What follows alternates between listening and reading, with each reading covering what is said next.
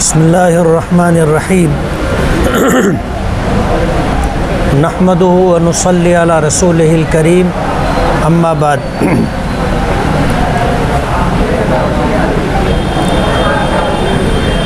नवंबर 2024 का इलेक्शन होना है। विधानसभा में इस इलेक्शन में मैं MIM से मजलिस-ए इत्तेहादुल मुस्लिमीन से उम्मीदवारी कर रहा हूँ।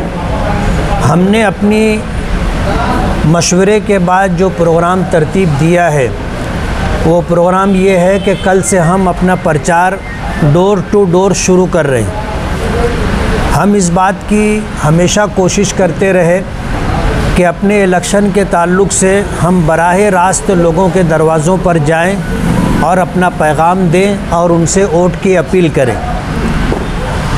तो कल सुबह 10 बजे से इंशाअल्लाह हम अपने प्रचार का आगाज़ करेंगे और इस्लामपुरे से इसकी शुरुआत करेंगे।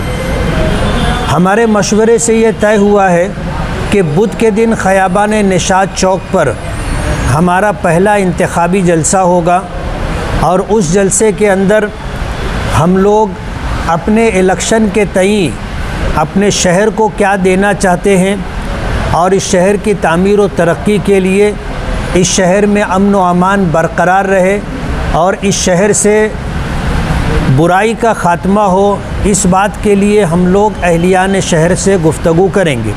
हमारा पहला जलसा ख़याबान निशात चौक पर होगा और उसी दिन हम उस इलाके के अंदर डोर टू डोर जा कर के लोगों से मुलाकात भी करेंगे।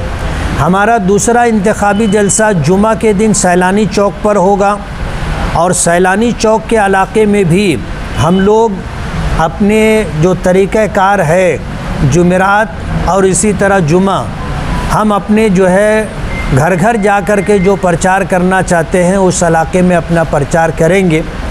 ये हमारा प्रोग्राम है और इस प्रोग्राम को ले कर के हम लोग अपनी इंतखाबी मुहिम में आगे बढ़ेंगे। इलेक्शन में हमारा सबसे बड़ा मुद्दा अच्छाई और बुराई इस शहर को समझाना है। आज हमारा ये सबसे बड़ा मुद्दा है। काम होता रहेगा, काम करने वाले लोग आएंगे, काम होगा और काम होना दरअसल ये छोटे मोटे काम जो रोड गटर के हैं, लाइट के हैं, पीने की पानी की पाइपलाइन का है, ये काम कारपोरेशन की ज़िम्मेदारी है।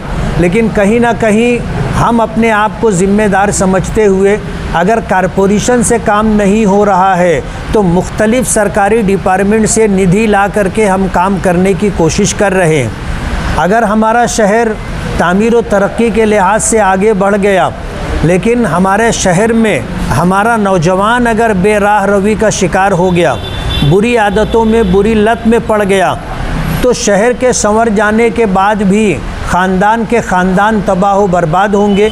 यही वजह है कि हमने अपने इस इलेक्शन का मुद्दा अच्छाई और बुराई इसी को बनाया है और हम इसी मुद्दे पर लेकर पूरी ताकत से अपना प्रचार करेंगे। सड़कों को छोड़ के एक भी सड़क ऐसी नहीं है जिन सड़कों पर चला जा सके या साइकिल चलाई जा सके या गाड़ी। अखिलेश यादव आज में उन्होंने भी ये शिकायत की कि आपका शहर जो है पूरा शहर खंडर बन चुका है, तो आपने काम तो किए, ये जिम्मेदारी किसकी? ये जिम्मेदारी कारपोरेशन की है। कारपोरेशन जब अपने शहर से टैक्स वसूल करती है तो टैक्स वसूल करने के बाद पूरे शहर के रहने वालों को बुनियादी सहूलत फराहम करना, जिसमें रोड है, गटर है, पीने का पानी है, लाइट है, हेल्थ है और इसी के साथ एजुकेशन है, ये सारी जिम्मेदारी कारपोरेशन पर आती है। और हम यही चीज़ लोगों को बताना भी चाहेंगे कि कारपोरेशन में जो लोग 7.5 साल तक कंटिन्यू बरसरे इक़्तिदार रहे, अगर 7.5 साल के अरसे में शहर में अपनी ज़िम्मेदारी महसूस करते हुए कारपोरेशन में मेयर की चेयर पर बैठ करके अगर मालेगांव के रोड रास्ते बना दिए होते तो लोगों को शिकायत करने का मौका नहीं मिलता। एक MLA जो होता है आज उसको 5 करोड़ रुपया सालाना बजट मिलता है, जबकि पहले 2 करोड़ था, फिर उसको बढ़ा करके 3 करोड़ किया गया और फिर उसके बाद बढ़ा करके उसको 5 करोड़ किया गया। जाहिर बात है इस तरह जो निधि मिली है वो निधि ऐसा है जैसे ऊँट के मुंह में जीरा। शहर का कामकाज इससे कितना हो सकता है, आप जिस लाइन में हो इस बात को अच्छी तरह समझते हो। दुख की बात यह है कि जो लोग 7.5 साल बरसरे इक़्तिदार रहकर इस शहर को बनाने संवारने के ज़िम्मेदार थे, उन्होंने अपनी ज़िम्मेदारी पूरी नहीं की और एक एमएलए से 5 साल का हिसाब मांग रहे। हम अपने पूरे शहर को ये बात भी बावर कराएंगे कि हिसाब किनसे लेना चाहिए और इन कामों का ज़िम्मेदार कौन था। कल फिर से हवाई में बातें आ रही थी कि कांग्रेस को लेकर आप जद्दोजहद कर रहे हैं। हवा चलती रहती है। मैं अपना मालेगांव शहर छोड़ता हूँ, प्रोग्राम बन जाता है, मैं इस पर मज़ीद कुछ कहना नहीं चाहता। हमने अपना प्रोग्राम डिक्लेयर कर दिया है और यही हमारा जवाब है। फॉर्म किस दिन भरेंगे? फॉर्म के ताल्लुक़ से हम लोग की तैयारी है और हम लोग बैठेंगे ज़िम्मेदारान, हमारी तैयारी मुकम्मल हो जाएगी। हम आप हजरात को याद करेंगे और अपना प्रोग्राम अगला आपके सामने आपके ज़रिए से पूरे शहर तक पहुंचाने की कोशिश करेंगे। और जिस दिन हमारी तैयारी हो जाएगी उसके अगले दिन इंशाअल्लाह हम अपना फॉर्म भर देंगे। मास्टर स्ट्रोक को लेकर क्या कहेंगे? मास्टर स्ट्रोक को लेकर क्या कहेंगे? मिस्टेक स्ट्रोक है वो। मास्टर स्ट्रोक क्या है आप समझ सकते हो। पूरे शहर ने उसका अपोज किया है। मालेगांव शहर मस्जिदों का, मदरसों का और एक लिहाज से अगर देखा जाए तो मुसलमानों का बड़ा शहर होने की वजह से एक बहुत बड़ा दीनदार तबका अल्हम्दुलिल्लाह हमारे शहर में रहता है।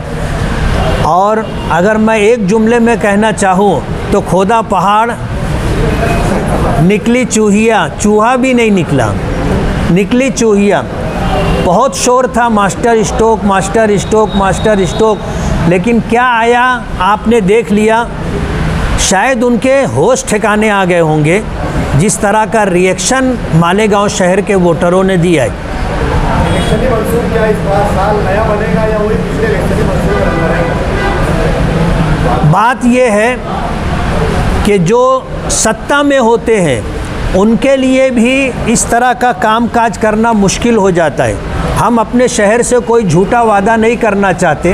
हम ये चाहते हैं कि हम अपने शहर की ज़रूरत के पेश नज़र जो काम होगा उस काम को करवाने की पूरी कोशिश करेंगे, चाहे वो काम हमारे मंशूर में शामिल ना हो।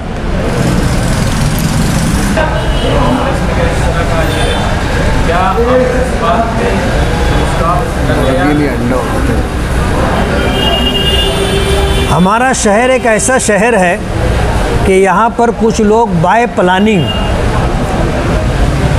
ऐसे हालात पैदा करते हैं कि चिड़िया नहीं भैंस उड़ती हुई नज़र आती है। ऐसा हवा बनाया गया कि पूरे शहर के अंदर एक अजीब सी सूरत हाल थी। लेकिन हमारे लिए सियासी तौर पर बहुत अच्छी थी कि जिन दिनों मैं शहर में नहीं रहा उन दिनों कम से कम मेरा चर्चा तो ज़ोरों पर रहा।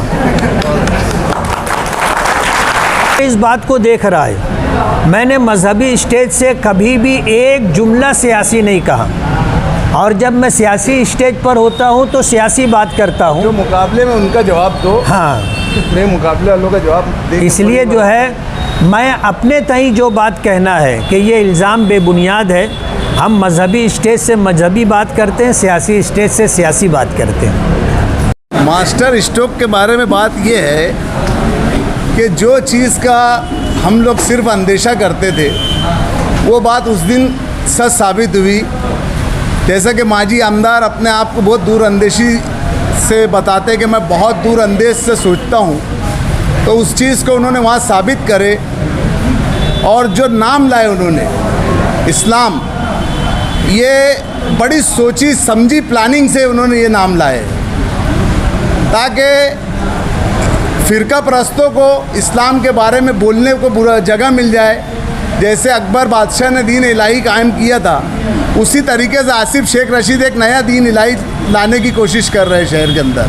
और फ़िरका परस्तों के लिए मैं तो ये समझता हूँ कि फ़िरका परस्तों के बोलने के ऊपर ये इन्होंने नाम रखे। महाराष्ट्र की सियासत में इस्लाम को और इस पार्टी महाराष्ट्र की सियासत हो या हिंदुस्तान की सियासत में हो, ये नाम के ऊपर हमारा दीन हमको क्या बोलता है कि किसी के दीन को तुम खराब मत बोलो, किसी के दीन को बुरा मत कहो, इसलिए कि कोई तुम्हारे दीन को बुरा बोलेगा। तो अब इन्होंने जो नाम रखा है, ये एक प्लानिंग के तहत नाम रखा गया है कि लोग डायरेक्ट इस्लाम को नहीं बोलेंगे, इस्लाम पार्टी को बुरा भला बोलेंगे। आज उनके ताल्लुक से फतवे जाहिर हो रहे हैं, अगर वो समझदार होंगे तो उलमाओं से जिनको घिन आती थी वो वापस राग़िब हो जाए, उलमाओं के पास आ जाए और सही रास्ता ढूंढ ले।